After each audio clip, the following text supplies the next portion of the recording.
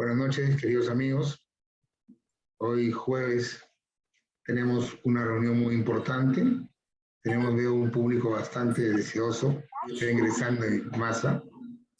Tenemos hoy día, se ha convocado a los doctores Elizabeth Vicenta Arias Quispe, doctor Francisco Celis Mendoza Aima, doctor Humberto Abanto Verástegui. El tema a tratar va a ser problemática del proceso especial de colaboración eficaz. Todos somos testigos que en el Perú tenemos una criminalidad bastante grande y amplia, y sin dejar de ver que es necesario este proceso de colaboración eficaz, veamos cómo los operadores lo pueden aplicar dentro de su vida común, ¿no? Porque tenemos dos magistrados con experiencia, en primera instancia la doctora Arias Quispe y ahora en la sala de apelaciones, y el doctor Francisco Celis Mendoza Aima, también con experiencia en los juzgados de la Corte Penal Nacional. Bien, voy a presentar los currículums de los tres, perdón. Tenemos a la doctora Elizabeth Vicenta Arias Quispe, es natural de Pasco, es máster de título propio de Magistratura Contemporánea, la Justicia en el siglo XXI por la Universidad de Jaén. Tiene la condición de maestra y doctora egresada por la Universidad Nacional Mayor de San Marcos y es abogada por la misma universidad. Ha llevado diferentes cursos sobre litigación oral, tanto en la Universidad de Salamanca como en la Universidad Complutense de Madrid. Y además ha desempeñado diferentes cargos en la Corte Superior de Justicia de Cajamarca. Ha sido juez del primer juzgado de investigación preparatoria, juez del tercer juzgado de investigación preparatoria nacional de la Corte Nacional Permanente.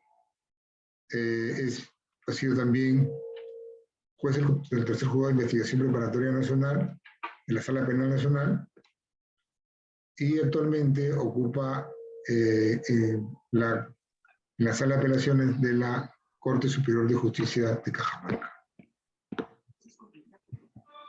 Tenemos también al doctor José Humberto Abanto Verástegui, operador jurídico especializado en Derecho Constitucional, Derecho Procesal, Derecho Internacional de Derechos Humanos, Derecho Internacional Humanitario y Derecho Internacional Penal. Ha ejercido defensa en diferentes casos, en el caso de Wilkinson, Cajamarca y otros ante el Tribunal Constitucional. Y ha ejercido defensa también en los casos emblemáticos Castro Rojas, donde se sentó jurisprudencia sobre prueba prohibida en los sistemas de corrupción peruanos.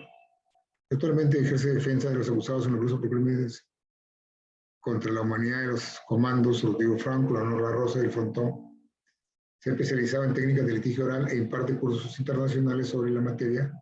Tiene amplia experiencia en el derecho parlamentario, en las funciones de formación legislativa y control político. Ha sido asesor de diferentes puestos de la administración pública. Es también miembro ejerciente del Ilustre Colegio de Abogados de Lima y miembro honorario del Colegio de Abogados de Ica. También tenemos al doctor Francisco Celis Mendoza Aima, que es doctor en Derecho, magíster en Derecho Penal, magíster en Derecho Constitucional, profesor de pregrado de la Universidad Nacional de San Agustín, profesor de posgrado de diferentes universidades, profesor asociado de la Academia de la Magistratura, autor de varios libros y artículos. El último libro, El Proceso Penal, Perspectiva Crítica, y director del Instituto de Defensa de Eugenio Raúl Zaffaroni. Bien, conforme hemos mencionado, tenemos ahora, vamos a dejar en una sola palabra a la doctora Arias Quispe por 10 minutos. Doctora, son 8 y 10. El tema central es el que ya hemos mencionado, el tema de problemática de proceso especial de colaboración eficaz. Y después continuamos con el doctor Humberto Abanto y después el doctor Francisco Celis Mendoza Aima, para después tener otras intervenciones ya rompiendo un poco el esquema del orden que hemos establecido. Doctora, son 8 y 11 minutos. 10 minutos máximo. Muy bien. Muy bien. Bueno, primero agradecer a Cineplus la invitación y el honor para mí de participar en esta oportunidad al lado de el magistrado, el doctor Celis Mendoza Ayma, pues para mí un maestro, y también del doctor Humberto, que en alguna oportunidad pues hemos podido, o he podido advertir también de sus amplios conocimientos en la materia, ¿no? Bueno, con relación a la colaboración eficaz, se ha generado diversas circunstancias y diversos temas que han generado pues un poco de perturbación, no solo a nivel académico, sino también a nivel político, ¿no? Y que han sido de público conocimiento y que además hemos podido advertir en el día a día, incluso en la prensa, ¿no? Y en la información mediática, sobre todo respecto de algunos políticos. Pero un poco para, antes de, en mi caso, desarrollar un tema que en mi condición de juez de investigación preparatoria nacional en su oportunidad me generó un poco de preocupación. Es pertinente para los que están participando ¿no? en este curso entender la figura en términos generales, ¿no? Un poco de, a modo de resumen, si se quiere, permítanme por favor. Entendemos que el proceso de colaboración eficaz pues es autónomo, es premial, porque obviamente se le otorga un beneficio, se sustenta en un principio de consenso y que tiene como finalidad esta labor eficaz, ¿no? Que debe tener el Estado en la persecución y sanción, pero para delitos graves, porque finalmente se promueve como un mecanismo de, si se quiere, de gestión política para efectos de contrarrestar el incremento de las organizaciones criminales, ¿verdad? Entonces, en esos términos, debemos entender que el colaborador, es decir, el delator, es el que va a facilitar una información, proporcionar una información que debe ser útil para perseguir con eficacia estas conductas delictivas graves. ¿A cambio de qué? A cambio de tener determinados beneficios premiales. Y es en ese interín, porque así lo desarrolla el Código Procesal Penal, bueno, en este caso, complementado pues con las leyes, si se quiere, específicas, ¿no? El Decreto Legislativo 1301, el Decreto Supremo 7 de 2017 establece pues que este proceso o procedimiento tiene determinadas fases, ¿verdad? Entonces, es en esos términos que ante la presentación, la solicitud, o en este caso el pedido, ¿no? De someterse a este procedimiento, debe cumplirse con superar estas fases, ¿no? La primera, naturalmente, de calificación, le corresponderá al Ministerio Público, la de corroboración, ¿no? Que el Ministerio Público tiene la obligación de recabar los elementos o diligencias pertinentes que corroboren por la información otorgada por el aspirante o colaborador, ¿no? La celebración de un acuerdo en determinados términos que están también previstos por el marco procesal, en la que se tiene que establecer, además de beneficios para el aspirante, también aspectos relacionados a la colaboración.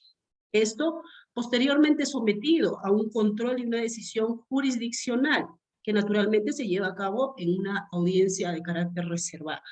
¿Es posible de revocarse? Sí. ¿Lo permite el marco legal? Sí. Resalto y advierto tres principios importantes en este proceso.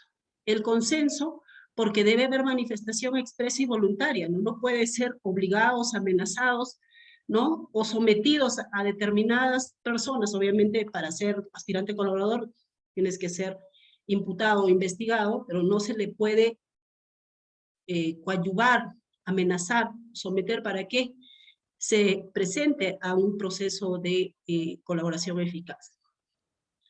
El otro principio resaltante es oponible, en tanto que la sentencia va a tener objeto sobre los procesos objeto del acuerdo. Y el otro principio la reserva, porque la información inicial será de conocimiento del fiscal, colaborador y su defensa. Naturalmente que en la etapa de control jurisdiccional, pues toda esa información se somete a la verificación del órgano jurisdiccional, ¿no? Que va a ser quien en este caso, pues, revise y verifique si efectivamente se han cumplido con los presupuestos que establece el marco legal.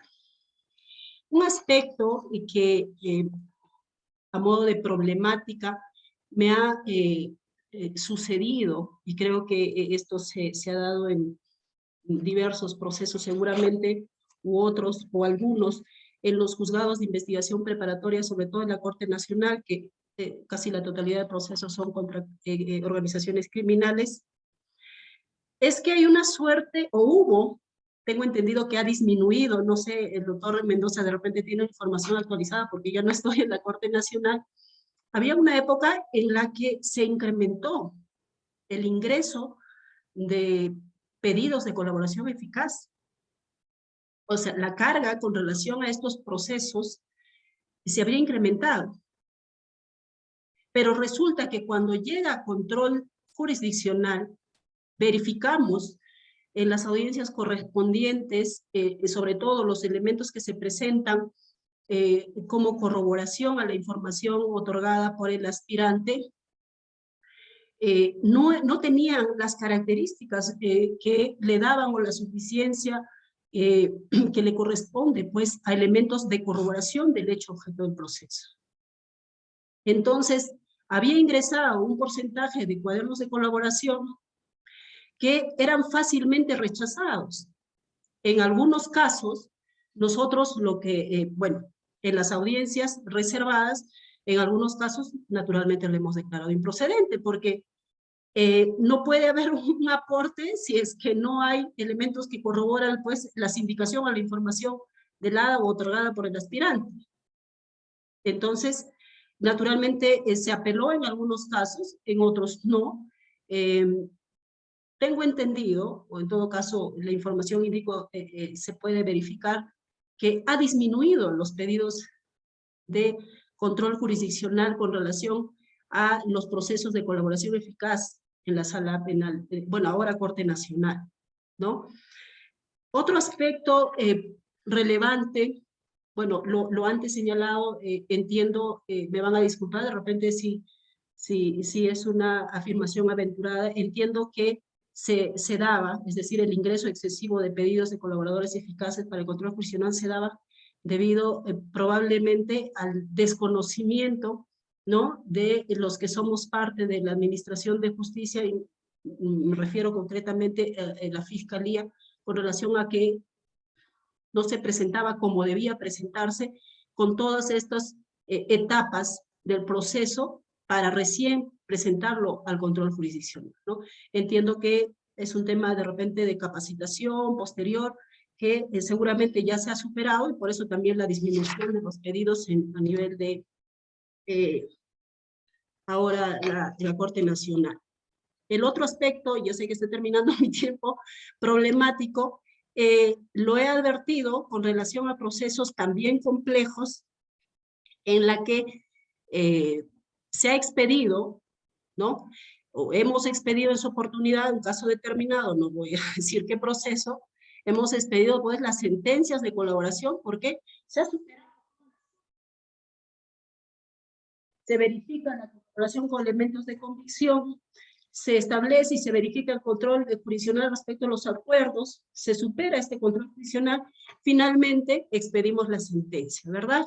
Pero en estos casos complejos, en la que se establece y se expide la sentencia correspondiente al colaborador, ¿no? Aprobamos este acuerdo de colaboración a favor de determinado colaborador eficaz, le imponemos la sentencia, pero ¿qué es lo que pasa cuando posteriormente, como se trata de casos complejos, existe sus coimputados? La pregunta del fiscal era en su oportunidad, ¿cómo hacemos con estos casos?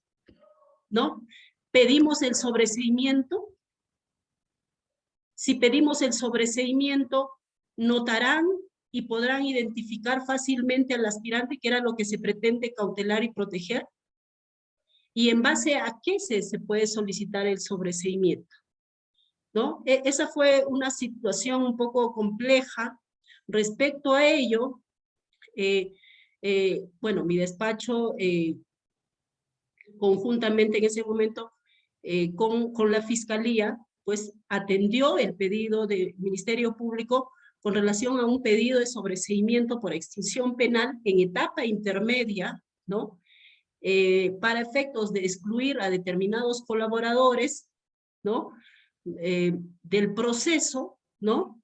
Y en consecuencia se atendió el pedido a modo de un sobreseimiento por extinción penal, ¿no? Por cosa juzgada, excluyendo, pues, valga la redundancia, a los mismos en atención, pues, a la existencia ya de una sentencia previa, ¿verdad? A una sentencia que había superado todo el control jurisdiccional y las fases que hemos indicado. Y esto también de conformidad con lo previsto en el artículo 47 del Decreto Supremo número 7 de 2017, que le permite al fiscal decidir la forma idónea de excluir al colaborador de los procesos objeto de acuerdo de beneficios y colaboración eficaz, ¿no? Cuando estos concluye la investigación, ¿no? Puede requerir el sobreseimiento respecto del colaborador eficaz. Esto también en concordancia con lo señalado en el artículo 344, numeral segundo, el artículo 78, 344, numeral segundo del Código Procesal Penal, el artículo 78, numeral segundo del Código Penal y el artículo 90 del mismo cuerpo de leyes. Es en esos términos que hemos tratado de dar una salida, la misma que naturalmente con posterioridad fue cuestionado en la audiencia de control de acusación respecto de los que quedaron obviamente identificados y de quienes se pedía la acusación, ¿no? Esto, por ejemplo, es un tema que a mi criterio quedó pendiente de dilucidar. No sé si ha salido, si ha sido una salida razonable, que a mi criterio era en esa oportunidad la que tuvimos, ¿no? Pero finalmente fue cuestionado solo verbalmente porque estando al tenor del marco legal que hemos invocado, pues se concluyó en esos términos y entiendo que la fecha se encuentra en juzgamiento solo de quienes habrían quedado para acusación. Bueno, eso es uno de los aspectos problemáticos que quería alcanzarles, se me fue el tiempo. En todo caso, va a haber oportunidad de repente para hacer algunas precisiones adicionales. Gracias, doctor. Perfecto, muchas gracias, doctora Arias. Doctor Abanto Verástegui, que tiene usted 10 minutos como plazo máximo. Son las 8:23. Buenas noches, muchas gracias. Miguel, muchas gracias a la Escuela Garantista. Un honor y un placer estar aquí en compañía de dos distinguidos magistrados, la doctora Elizabeth Arias Quispe y el doctor Francisco Celis Mendoza Ay, de cuyas capacidades no solamente no tengo dudas, sino que doy expresa fe. Quisiera comenzar por recordar que el proceso de colaboración eficaz en la interpretación del Tribunal Constitucional es un proceso que está en la zona de lo constitucionalmente posible, fuera de lo constitucionalmente ordenado y de lo constitucionalmente prohibido. Pero que tiene que moverse dentro del marco de los límites explícitos e implícitos de nuestro orden constitucional. Y cuando uno mira el proceso de colaboración eficaz, en su diseño y en su funcionamiento, encuentra algunas zonas problemáticas que creo que van a tener que ser abordadas por el legislador en su momento y por los propios jueces.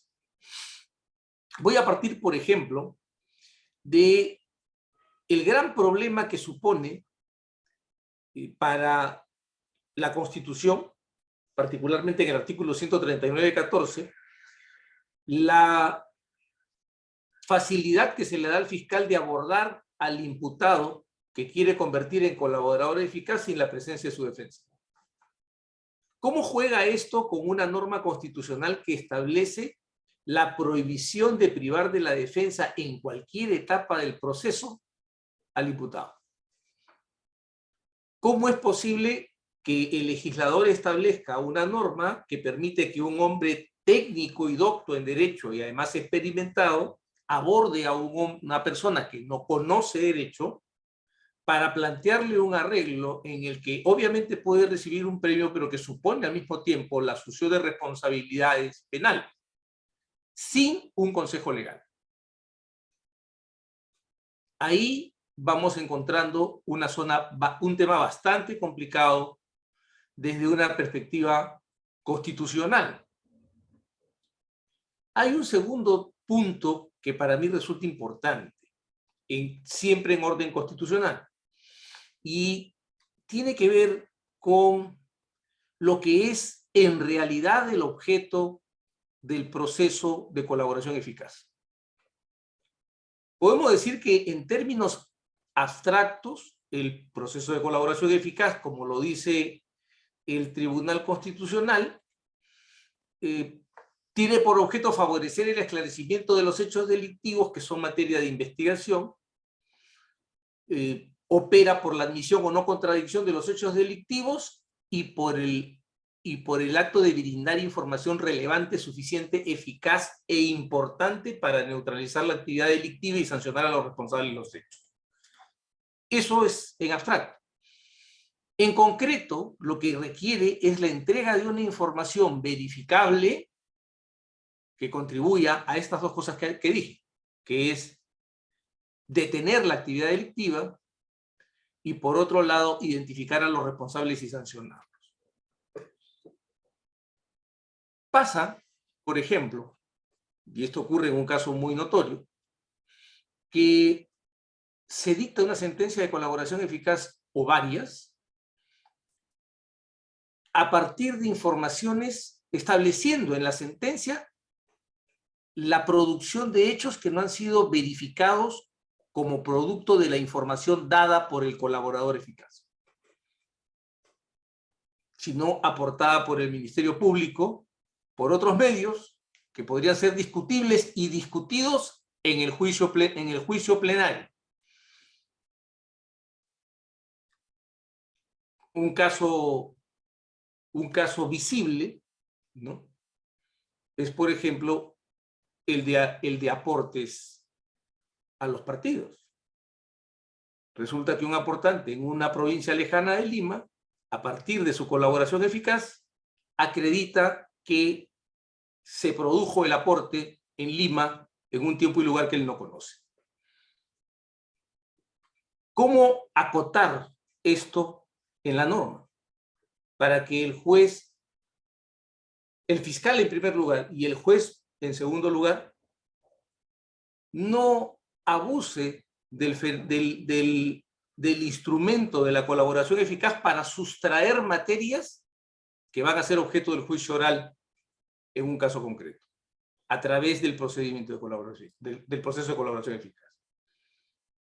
Ahí surge un tema bastante interesante, porque si en un proceso secreto en el que no hay contradicción se va a definir la situación jurídica de un tercero, estamos ante un espacio de indefensión constitucionalmente intolerable. Si yo voy a establecer un hecho, o sea, yo puedo ser, es válido que si X participó con Y en la comisión de un delito, lo revela y dando su información logra corroborarla y establece que ese hecho se produjo, nadie puede dudar de la puridad del proceso de colaboración eficaz. Pero si X no participó, sino Y y Z participaron en otro hecho, en otro tiempo, y no tiene información directa ni verificable, y se inserta información por el Ministerio Público, lo que se está haciendo es suplir al juicio. Y eso es un tema que hay que tener cuidado y hay que verlo con mucho detalle y con gran escrupulosidad. ¿Qué otros problemas plantea el proceso de colaboración eficaz? La ausencia de plazos. Nos van a decir, es imposible establecer plazos fijos a cosas tan complejas como la determinación de la corroboración de informaciones vinculadas a organizaciones criminales que tienen, por lo tanto, un tramado de acciones que imposibilita. La pregunta es, ¿esto también nos sirve para que yo pueda, como fiscal, demorar el proceso de colaboración eficaz e insertarlo en medio del juicio oral ya con una sentencia, sabiendo que puedo sustraer a una persona del proceso y sorpresivamente ingresar una información que perjudicará al procesado, quien no tendrá tiempo y medios adecuados para la preparación de su defensa?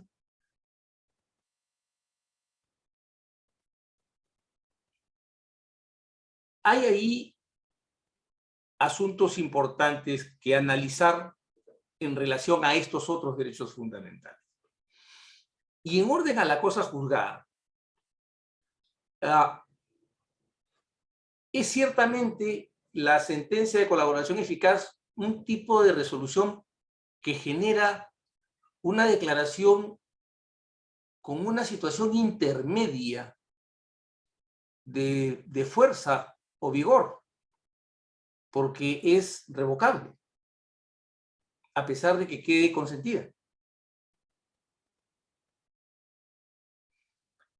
Pero suceden cosas extrañas, como en el 476.3, si mal no recuerdo, donde, por ejemplo, si se pide, hay una redacción bastante curiosa, por poco constitucional en la ley, en el Código Procesal, a propósito de esto, 476.3.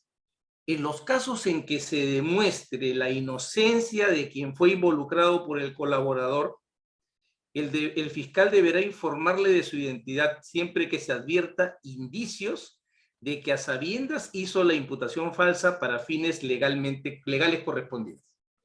La primera pregunta es, ¿en verdad es posible probar la inocencia? ¿No es esta una redacción problemática constitucionalmente hablando?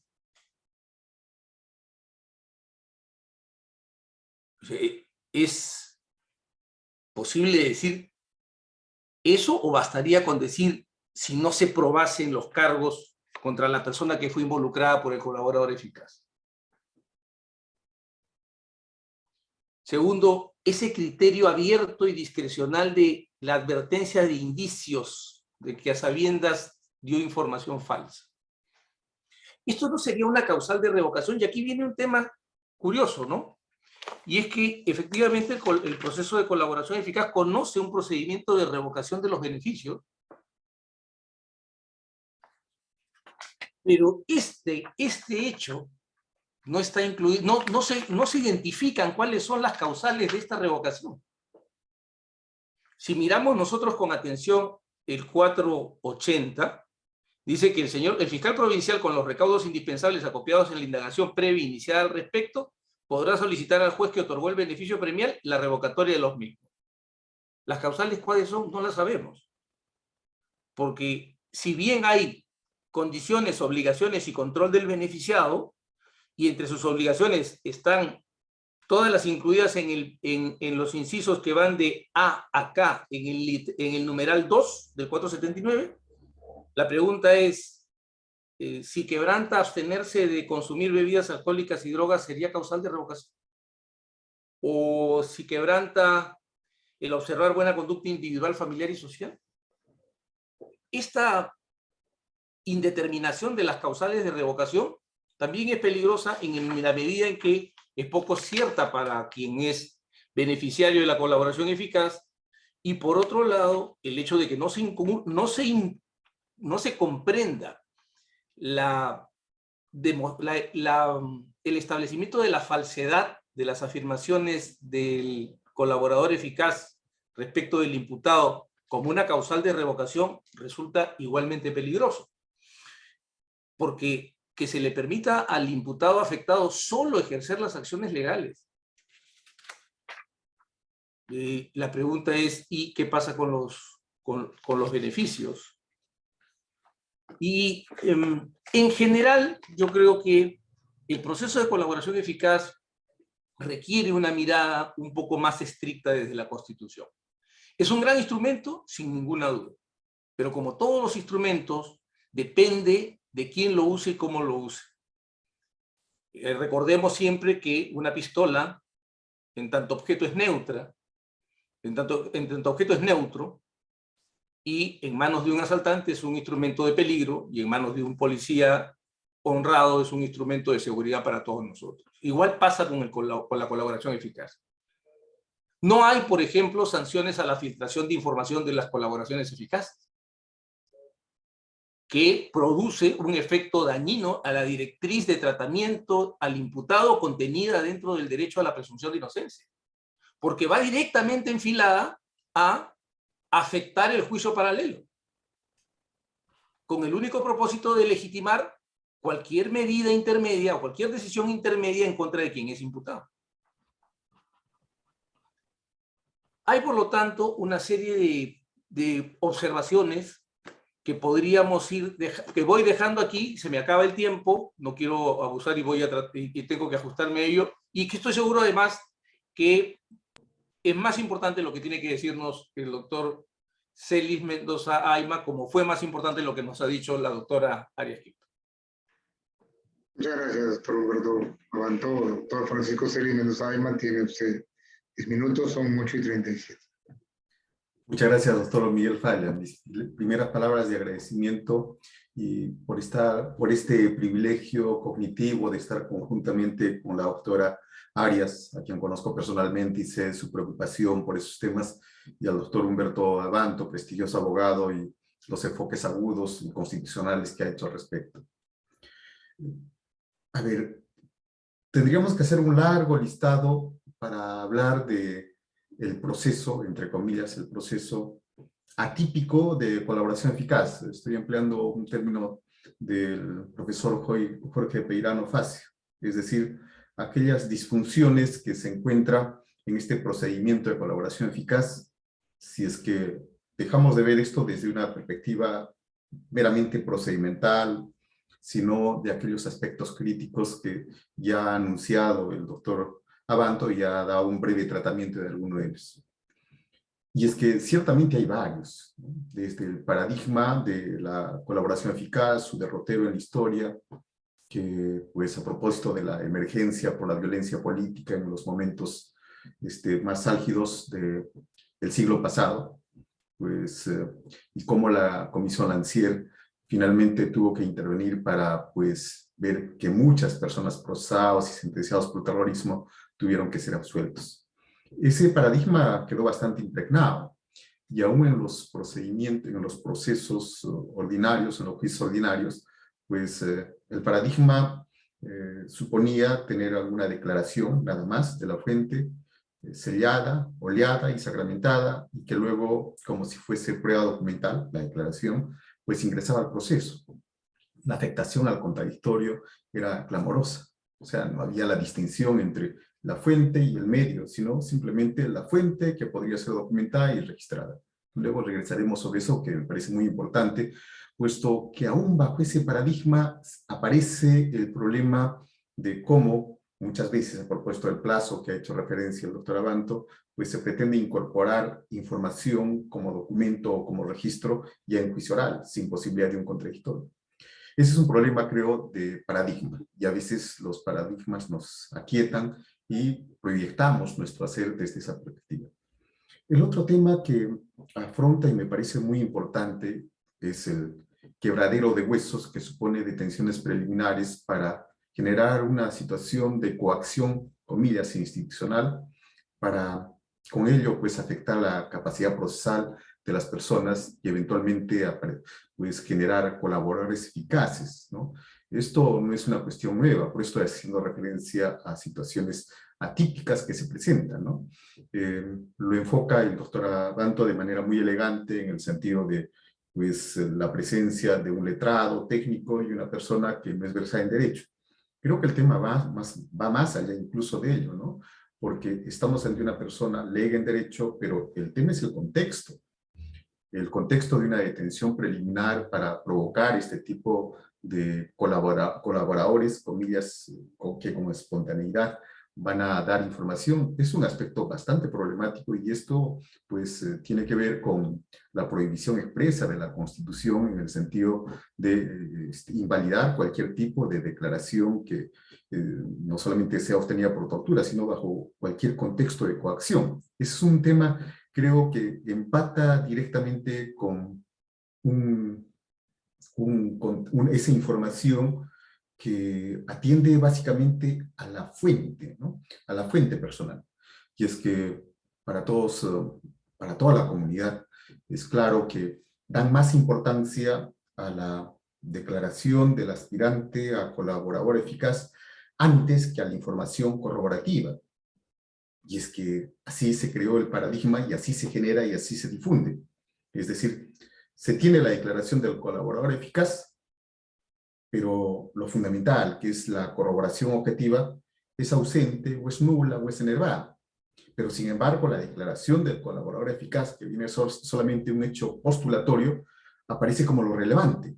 Eso es un gran problema, porque precisamente la declaración del colaborador eficaz, que viene a ser solamente como un acto postulatorio, es el que más relevancia cobra a propósito de lo que ha señalado el doctor Abanto con relación a los juicios paralelos. Y hay que ser claros en ese aspecto.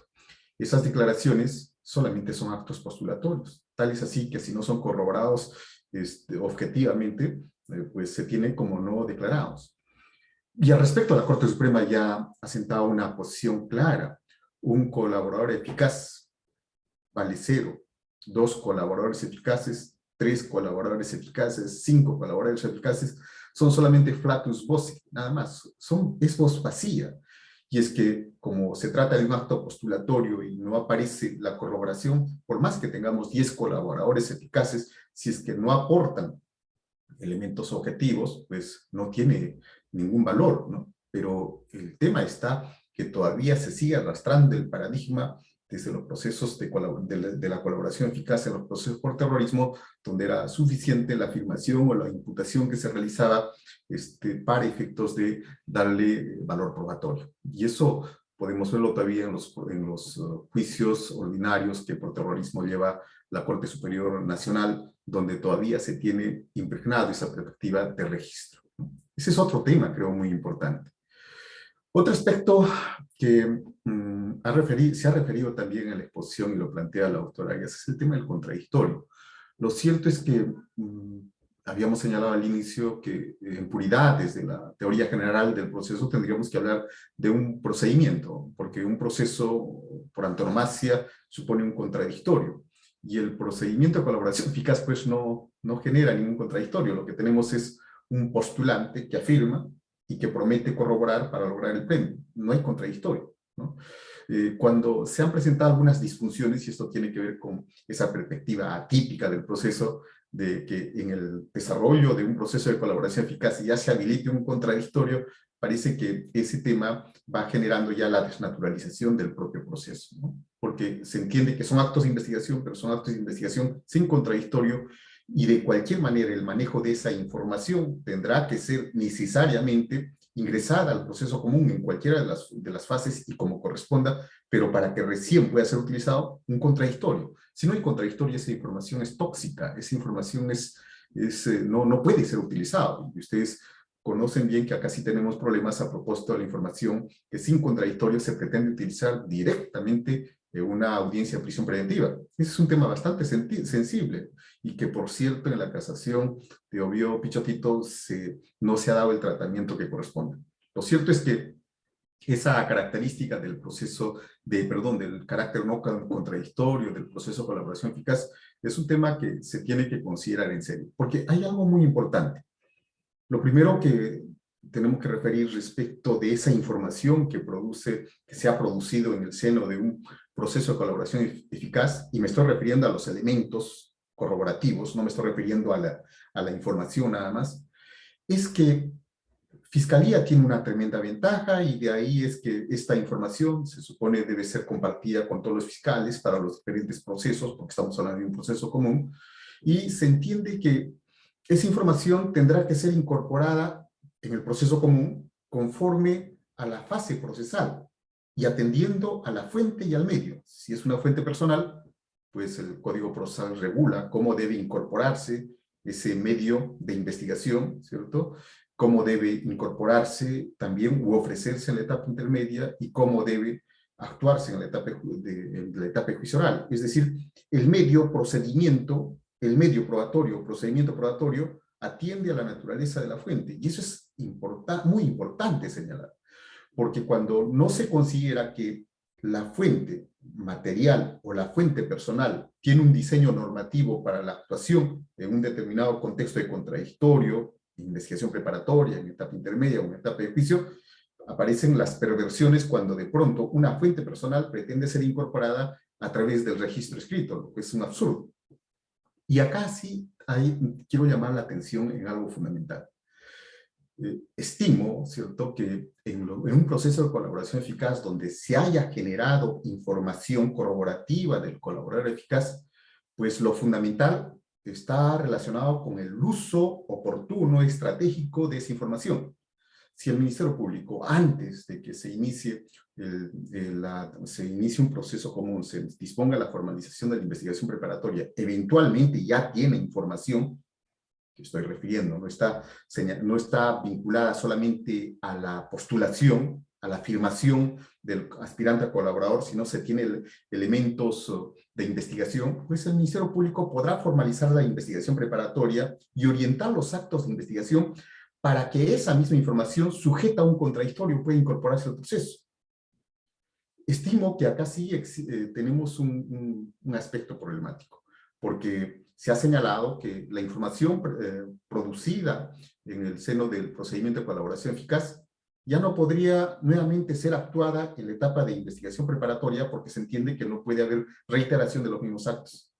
Y en esta casación de Oviedo Pichotito se ha pretendido señalar, pero no te hagas problemas, porque si vas a disponer la actuación de ese acto de investigación, sea testigo, perito, no te preocupes, lo que puedes solicitar es una ampliación. Pero la anterior información no fue generada, no fue producida en contradictorio, de tal manera que correspondería el acto de investigación en todo, para efectos de que esa información pueda ser controlada y recién pueda servir, ¿cierto?, para un requerimiento de prisión preventiva o en su caso para pues ofrecer el medio probatorio como corresponde. Pero si de pronto me cierran la cápsula y me dicen solamente el acto de investigación respecto de esa fuente personal o esa fuente material va a ser posible en tanto tú lo ofrezcas como una ampliación, considero que ya tenemos un enlatado y un enlatado con información que no va a ser testeada. Bueno, pero esa es una de las posturas de la Corte Suprema y así se tiene. Dicen, bueno, por lo menos ya has tenido la posibilidad y suficiente con que lo incorpores como acto de investigación. Ese es un tema, creo, muy importante. Estimo que lo que falta en este caso, más bien es una suerte de gestión de información. Los señores fiscales, con conocimiento de esta información, que no conoce la defensa, por cierto, pueden orientar determinados actos, disposición de formalización de investigación preparatoria, disponer un acto de investigación sabiendo cuál es la información que van a tener, pero permitiendo por lo menos el contradictorio. Y en su caso, ¿cierto?, si estamos todavía en investigación preparatoria y eventualmente se asume el riesgo de pérdida de fuente de información, está habilitado para ofrecerlo como prueba anticipada, no hay ningún problema.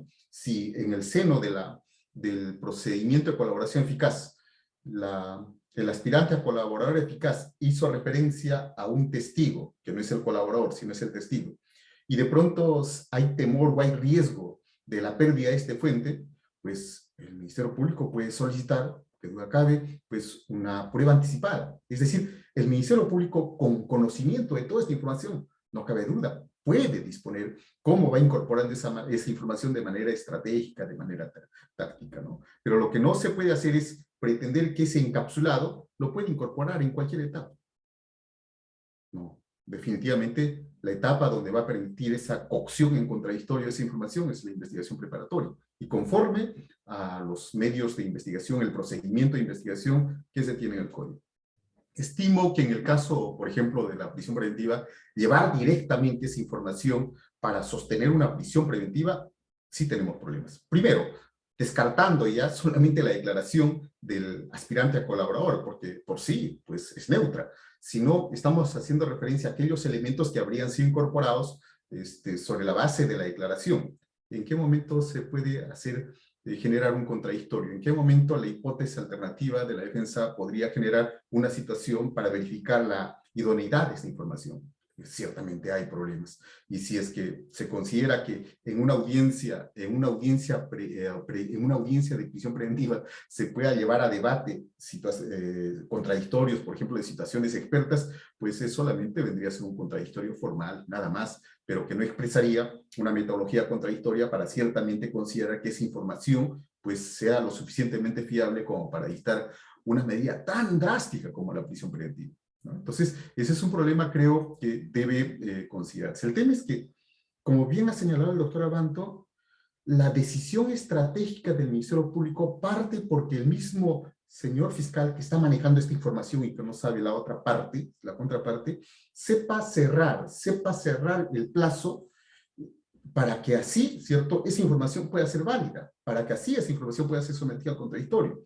El hecho simplemente de no cerrar la investigación, y esa es una preocupación del doctor Chávez Cotrina, en alguna conversación tuvimos con ello, porque los fiscales no quieren cerrar en la idea de que el colaborador eficaz, pues vinculado a determinado delito, ya degenere una suerte de informante, pues eso genera problemas. Saber cerrar razonablemente en qué momento, pues, se va a cerrar este procedimiento de colaboración eficaz con aprobación, creo que es central, creo que es fundamental, ¿no? Y de esta manera, si es que de pronto, por la propia naturaleza de los actos de investigación corroborativos, llegamos hasta la etapa intermedia, no hay ningún problema todavía en la etapa intermedia. Si se trata de prueba documental, vouchers, documentos, no habría ningún problema porque todavía hay la posibilidad del contradictorio. Si se trata de una fuente personal para corroborar la declaración del colaborador eficaz, entonces todavía podría actuarse incluso prueba anticipada. El problema ya se va generando, es incierto cuando estamos ya en el desarrollo del juicio. Al inicio se tendría que ofrecer como prueba nueva, pero no el registro, sino obviamente la propia fuente. Estoy ofreciendo como testigo a esta fuente de prueba, tal vez la propia declaración del aspirante, pero como fuente de prueba, ¿cierto? Como fuente de prueba, como fuente personal de prueba. Lo que no puede ser admisible en absoluto es que de pronto se pretenda traer ese registro directamente a juicio oral para que solamente sea incorporado a través de su visualización o en todo caso la lectura. Hay problemas en cuanto a este tema, ¿cierto? Cuando todavía no se asume que esta fuente de prueba tiene que ingresar conforme a la etapa y al contradictorio particular, sea de etapa intermedia, sea de investigación o en su caso de juicio oral. Quiero adelantar estas preocupaciones, como ven, que tienen que ver con aspectos atípicos o críticos, pero que creo que son bastante sensibles al momento asumo, ¿no? ¿Cierto? Que los jueces tengan que resolver este tipo de situaciones. Por lo pronto, estas apreciaciones, estimado doctor Miguel.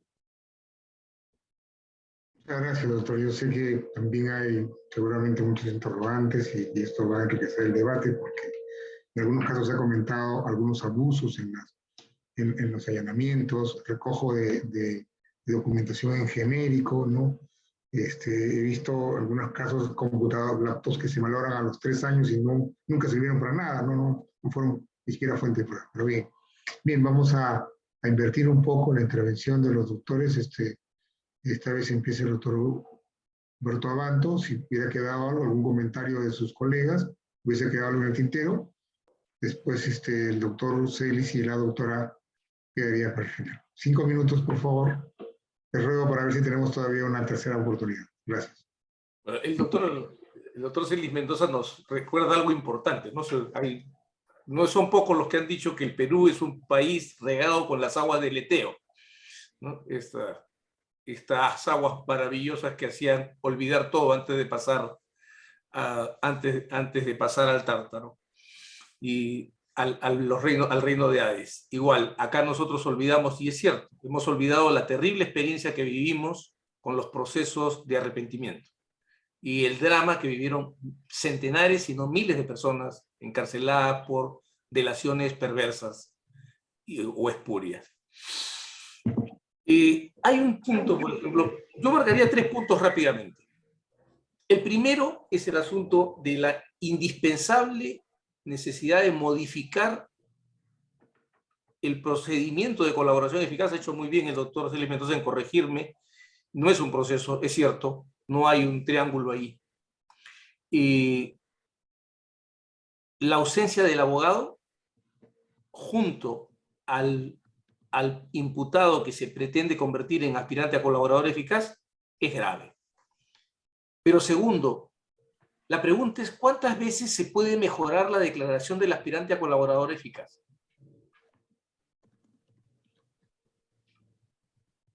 Cada vez que es desmentido un aspirante a colaborador eficaz se produce una declaración ampliatoria que corrige y amplía o mejora su imputación hacia aquel que quiere incriminar. ¿Eso es legítimo? Es legítimo que el fiscal, una vez que ve cuestionado el asunto, vaya en este procedimiento entre los dos y le diga, mira, han desmentido esto, ¿cómo lo puedes mejorar para que lo incrimines? ¿Eso tiene lógica de lealtad procesal? Luego viene el tema, dentro de esto viene el tema de la corroboración. ¿Cómo se corrobora y con qué? A Dios gracias, la Corte Suprema, aunque no con toda la energía necesaria, ha ido neutralizando la corroboración cruzada. Yo cruzo un dicho con otro dicho y con eso ya está corroborado el tema. Lo cual es muy peligroso. Pero debería ya el legislador tomar cartas en el asunto y decir que la corroboración tiene que ser con elementos objetivos. Y excepcionalmente con elementos, con prueba personal. Un último punto, un penúltimo punto es la longitud. En mi opinión, y en esto yo sí acompaño mucho la posición del doctor Mendoza, el plazo tiene que ser, de la colaboración eficaz tiene que vencer antes del cierre de la investigación preparatoria. Porque de otro modo se está mordiendo el derecho de defensa. Y finalmente, los límites. ¿Sobre qué se pronuncia el juez cuando aprueba el acuerdo de colaboración? Debe ser, en mi opinión, sobre la estricta corroboración de la información brindada por el aspirante a colaborador eficaz. Y un último dato que a mí sí me preocupa es que hay que recordar que el procedimiento de colaboración eficaz comienza con una invitación a renunciar al nemo tenetur se ipsum accusare. Es decir, implica una renuncia al derecho a la no autoincriminación. Cuando el Estado, después de escoger la información de aquel al que invitó a renunciar a su derecho a la no autoincriminación, le dice, no, no te voy a aprobar, no me sirve. Hay una norma que dice que si el acuerdo es denegado, las declaraciones formuladas por el colaborador se tendrán como inexistentes y no podrán ser utilizadas en su contra. Pero a renglón seguido, quebrantando la lógica del artículo 159, se dice en el numeral 2, en ese mismo supuesto las declaraciones prestadas por otras personas durante la fase de corroboración. ¿De corroboración de qué? ¿De lo inexistente? Así como la prueba documental, los informes o dictámenes periciales y las diligencias objetivas e irreproducibles mantendrán su validez y podrán ser valoradas en otros procesos. Pero no es nuestro código, no ha tomado los grandes aportes de la jurisprudencia norteamericana acerca de prueba prohibida y fruto del árbol envenenado. Porque en nuestro sistema el 159 ha cogido las dos cosas si uno lo mira con cuidado. Y entonces, si se ha quebrantado el nemo tenetur se ipsum accusare y se dice, bueno, ya, no voy a usar tus declaraciones, pero voy a usar todo lo que se derivó de eso, entonces, ¿cómo funciona? Estamos ante fruto del árbol envenenado. Esa norma es incongruente con la sistemática del código y además es incongruente con la disposición que la precede. Y finalmente la necesidad de que se precisen las reglas para la revocación. ¿Cuáles son las causas? ¿Qué gatilla la competencia del fiscal para iniciar las indagaciones que conduzcan a poner en movimiento el procedimiento de revocación? Cierro con eso. Muchas gracias. Muchas gracias. Bien, ahora tenemos al doctor Francisco Celis Mendoza Aima, nuevamente. 5 minutos, por favor, doctor. Muchas gracias, Son doctor. las 9 exacto. Gracias, doctor. Recordaba una afirmación que refería el doctor, este buen juez de la Corte Superior Nacional, el doctor Rómulo Carcausto, y a propósito de una suerte de legitimidad negativa. La posición habilitante que tenía el aspirante a colaborador eficaz tenía su base en la afirmación de yo cometí el delito. Este es el delito 1 con estas características y este es el delito 2 con esas características. Esa era la base que lo legitimaba, afirmar que ha cometido el delito. De tal manera que la corroboración en congruencia estaba vinculada a esos hechos que lo legitimaban para ser aspirante. Y que si eventualmente este informante aparecía otorgando información de hechos en los que no había participado, eso ya era una perversión de la legitimidad, porque excedía los marcos de su propia afirmación. Yo cometí este delito y en tales hubieron tales personas, ¿cierto? La codelincuencia a quienes, pues, respecto a los cuales puedo, pues, otorgar información. O estoy en el proceso de realizar ese delito para ver cómo este delito puede interrumpirse, no pueda concluir todo el intercrimis. Y ese es el problema que se presenta con el tema de los plazos, porque la preocupación que señalaba el doctor Chávez Cotrín era que Fiscalía teníamos los colaboradores eficaces, se había logrado información, entonces se generaba una expectativa en el sentido de que manteniendo este colaborador, ¿cierto?, se iba a obtener información respecto de alguna organización criminal dentro del aparato estatal o fuera, pero que esa información le iba a servir para los efectos de seguir obteniendo más premio. Pero acá era donde se producía precisamente esa deslegitimación, porque está legitimado respecto a los hechos, y de esos hechos a los que intervino se obtiene información. Pero cuando ya aparece como un informante fuera de plazos, es donde se pervierte completamente. Y parece que esa ha sido una práctica generalizada, y de ahí la preocupación del propio coordinador, del doctor Chávez Cotrín. Y esto creo que sí puede ser objeto de control, no había ningún problema, y que estaría vinculado incluso con los plazos de un proceso de colaboración eficaz, ¿no? En el sentido de, si esta es la base, estos son los fundamentos por los cuales, ¿cierto?, con los cuales legitimo mi solicitud de aspirante a colaborador eficaz, entonces los actos de investigación son acotados, limitados, solamente a estos hechos.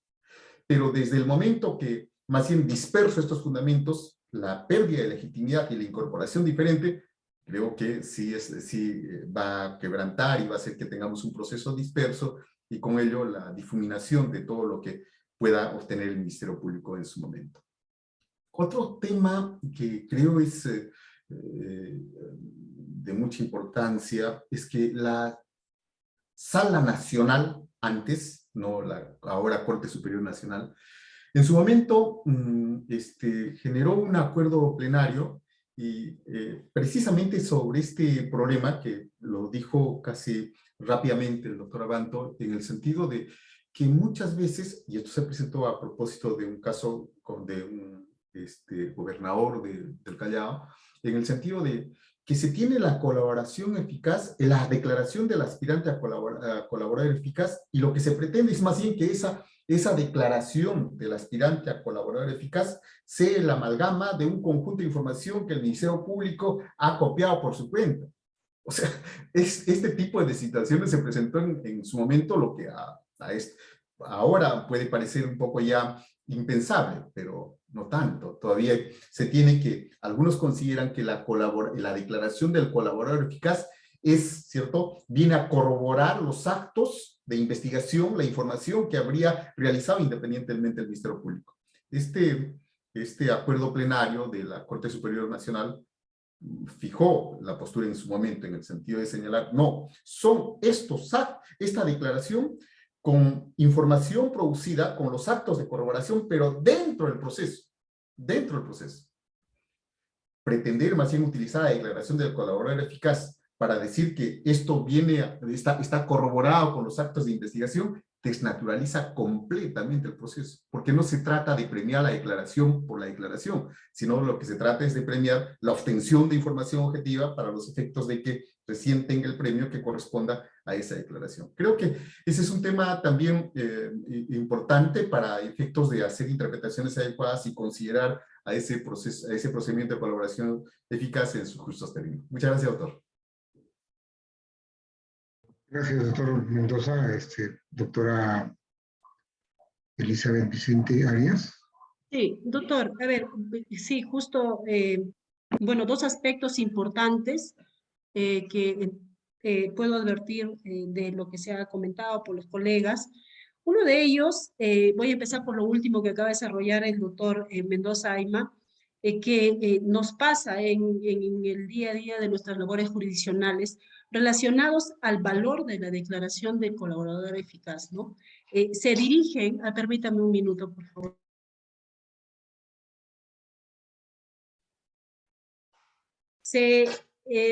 Discúlpeme, mi pequeña ha ingresado.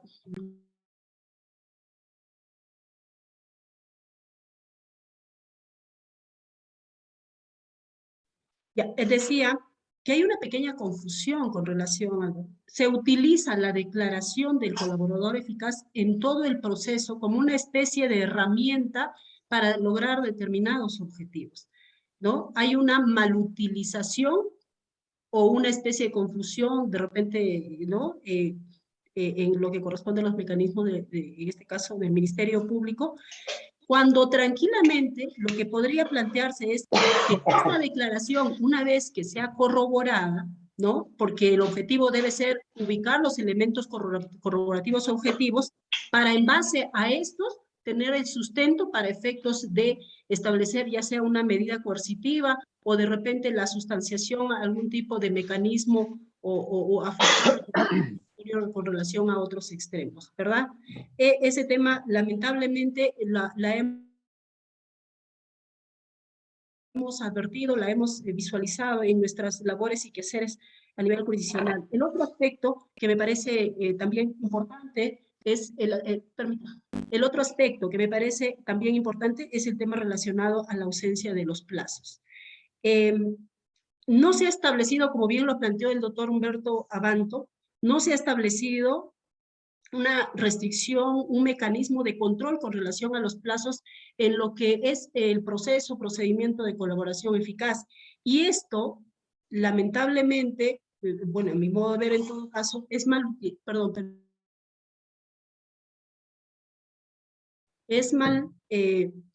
utilizado, ¿no? En el sentido, me ha pasado, y bueno, sin mencionar procesos específicos con números o casos que ha estado a cargo de mi despacho en la otra corte, debo indicar que guarda relación con la afectación de los plazos propios del proceso. Es decir, lo que se advierte o he podido notar es que se utiliza o se tiene a un aspirante en los términos que lo ha advertido bien el doctor Mendoza Ayma y la preocupación que ha planteado también el coordinador de la FECOR, de mantener vigente al aspirante a colaborador, ¿verdad? Hasta efectos de ubicar determinadas organizaciones o determinados líderes o integrantes de determinada organización criminal, cuando tranquilamente podría cerrarse la investigación y obtenerse esos elementos objetivos para efectos de repente de identificar determinados hechos. Entonces, esto genera un desorden y una falta de control en el proceso o en la investigación en sí, tanto en la etapa de investigación preliminar como en la etapa de investigación preparatoria. Por eso es, a mi modo de ver, que muchas veces termina excediéndose en los plazos propios de la investigación preliminar y de la investigación preparatoria, ¿no? Que ya, como lo hemos podido advertir en otros procesos, se ha generado una suerte de mecanismos para justificar, ¿no? Con el argumento principal de que se trata de organizaciones criminales y la complejidad, etcétera. Cuando en sí esto, ¿no? Guardaría relación con este sometimiento de determinados colaboradores con el único objetivo de obtener otra información y desnaturalizar la investigación y, a su vez, aprovechando la ausencia de los plazos en el proceso de colaboración eficaz, pues obtener alguna información que ellos consideran relevante. Yo advierto estos dos temas. También me parece relevante advertir el tema de la falta de gestión con relación a la información que se mantiene respecto de la que ha sido otorgada por el aspirante a colaborador eficaz, ¿no? Eso lo he podido evidenciar también en los casos que alguna oportunidad he conocido en esos términos.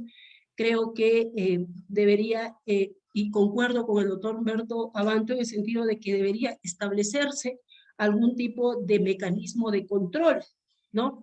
porque ha generado, pues, no solamente temas de infiltración, ¿no? Con relación a lo que debería cautelarse, sobre todo la reserva de identidad, sino también finalmente esto tendrá efectos negativos en la investigación en sí y en los procesos, y en algunos casos incluso denigrando a determinadas personas que están sometidas a la investigación, ¿no? Porque a pesar de cualquier situación que puedan estar padeciendo, están sometidos todavía, o perdón, están inmersos dentro de lo que la Constitución le ampara, que es la presunción de inocencia. Entonces, son esos aspectos que creo pueden mejorarse. Hay necesidad, sí, estamos, creo, los doctores y yo también de acuerdo en el sentido de mejorar, establecer algún tipo de modificación a la naturaleza de este procedimiento de colaboración eficaz y superar pues estas, si se quiere, ambigüedades con posible restricción o afectación a derechos constitucionales, como bien lo ha advertido el doctor Humberto Abanto, el numeral primero del artículo 480 relacionado a la revocación, ¿no?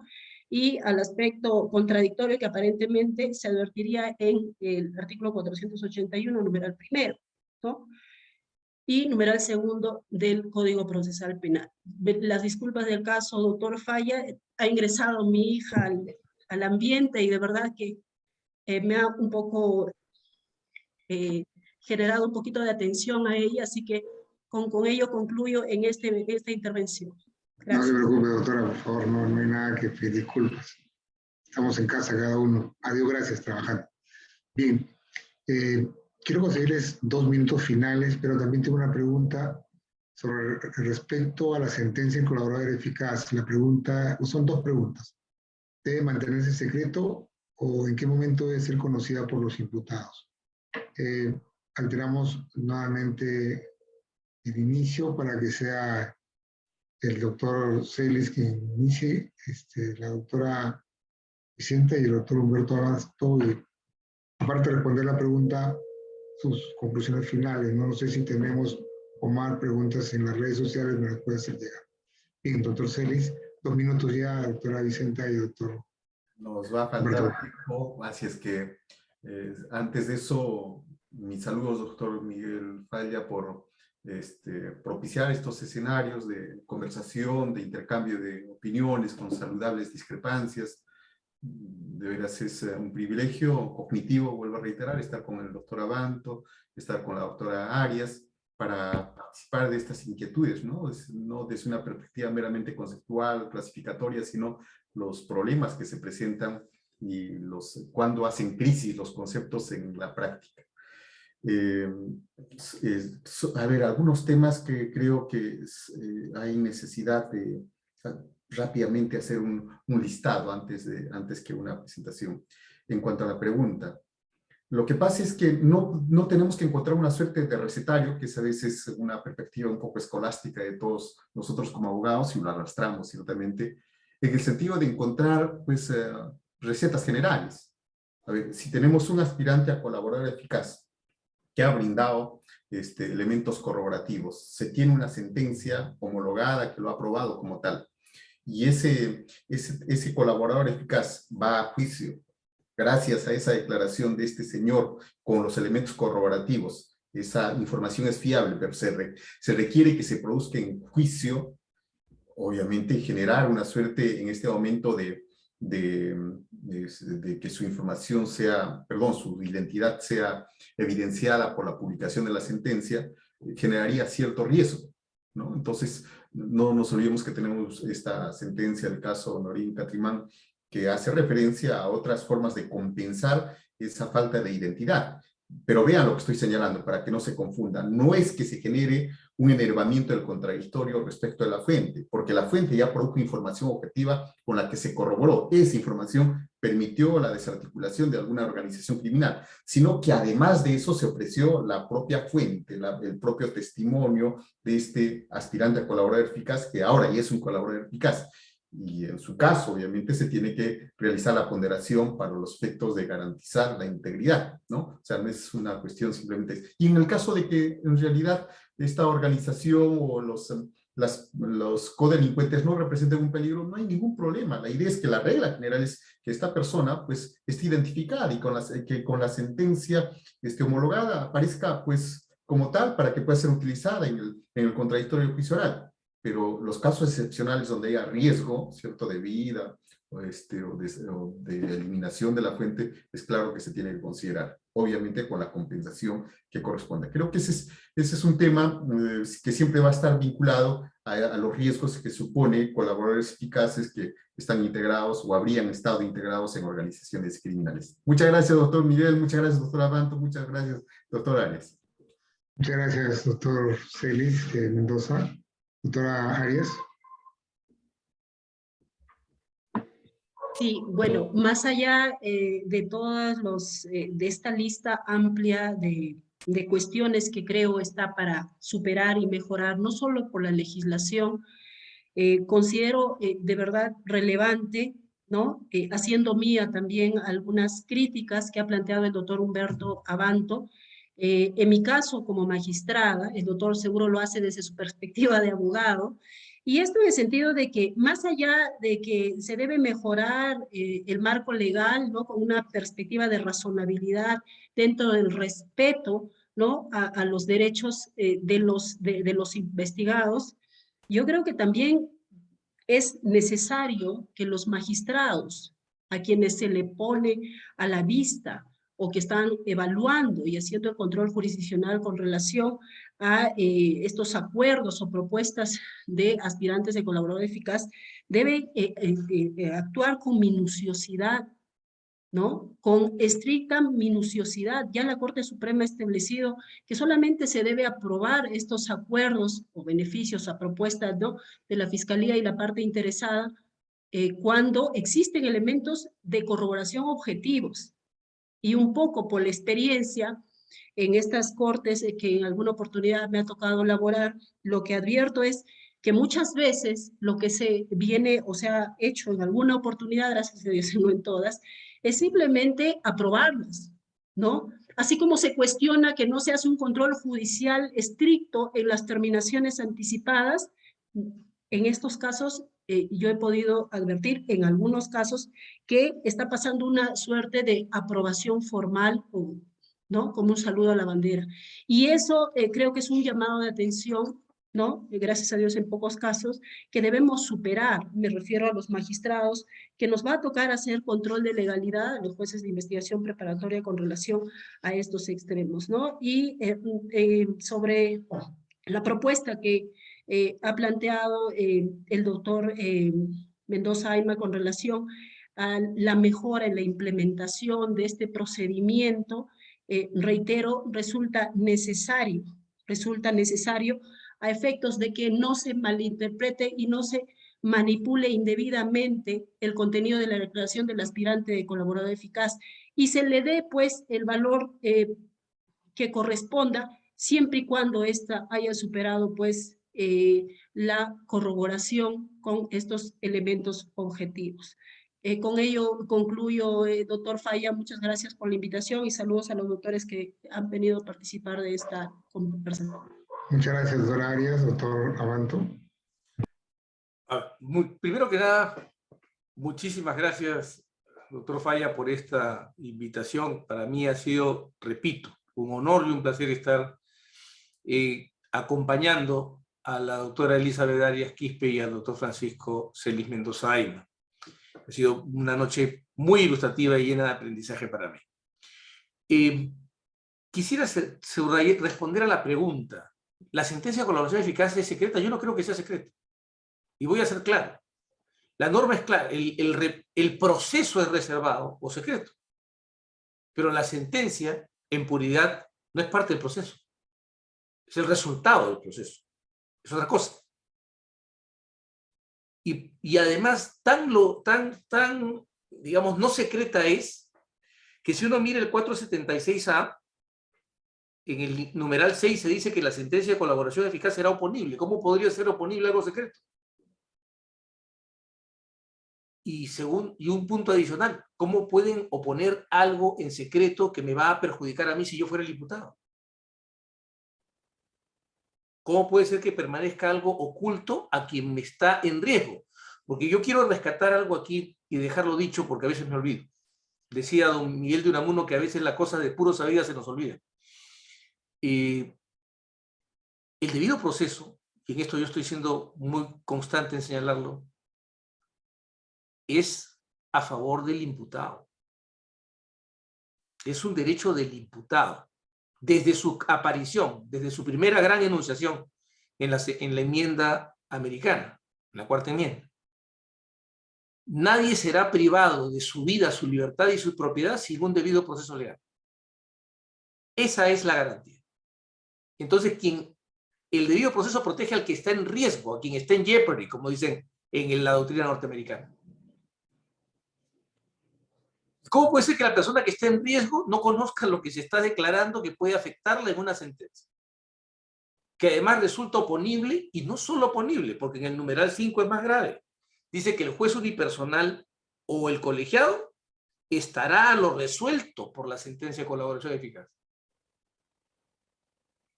O sea, miren la profundidad de los efectos. Eso no puede ser secreto. Si eso es secreto, entonces tenemos que trasladar las sedes judiciales a la Plaza Bolívar para el costadito, al viejo Museo de la Inquisición, que era donde se hacían las cosas así. Si nuestro propósito es construir un proceso con las garantías debidas, eso no puede ser de ese modo. No voy a agotarlos. Muchísimas gracias de verdad. Y ha sido, repito, para mí, una gran noche de aprendizaje. Muchas gracias. Antes de despedirnos, quisiéramos hacer unas invitaciones que me han pasado respecto a partir del 30 del presente mes, Cerejus, Escuela Garantista, lanzará una serie de cursos intensivos sobre especialización. Tienen contenido de 3 clases con 2 horas interdiarias, respecto a temas de tácticas y estrategias en la etapa de investigación preparatoria, tópicos problemáticos de la medida de coerción personal y tópicos problemáticos de la medida de coerción real. Además, queremos invitarle a un curso taller, que es el primer curso presencial que se hace, que es del 9 al 16 de julio, vinculado a 3 temas, ¿no? Imputación fáctica, porque tenemos problemas aún hasta ahora en el nuevo modelo en los hechos. Muchas disposiciones fiscales tienen casi igual a lo que dice un informe policial, al tema de imputación necesaria, y por último al tema de imputación objetiva, con los doctores Paul Ruiz y José Antonio Carollón. Mucho se ha hablado del tema de imputación objetiva, pero hasta ahora no se ha trabajado cómo viene haciendo la Suprema, cómo poder implementarlo, ¿no? Porque en verdad yo creo que los magistrados y todos tenemos derecho a lo que ha dicho el Tribunal Constitucional Español, derecho a la familia, ¿no es cierto? Lleva muchas horas estando en los despachos judiciales, en los despachos de los fiscales o en los despachos privados de los abogados, porque tenemos que estar constantemente resolviendo cosas. Creo que si hubieran mejores filtros que nieguen la imputación objetiva, capaz podríamos aligerar el tema. Por último, también invitarlos, reiterar la invitación a la pasantía que se va a hacer el sistema judicial, perdón, al sistema penal de Costa Rica del 18 al 23 de julio, ¿no? Para conocer un modelo. Creo que decía un escritor muy famoso que al Perú se le conoce fuera, no se le conoce dentro, ¿no? Con todos ustedes, muy buenas noches. Mañana es feriado, así que disfrútenlo. Algunos seguramente seguiremos un poco trabajando en esto. Un abrazo, doctor Celis, un abrazo, doctora Arias, un abrazo, doctora Ante. Un gusto. Hasta luego. Buenas Buen noches. fin de semana largo.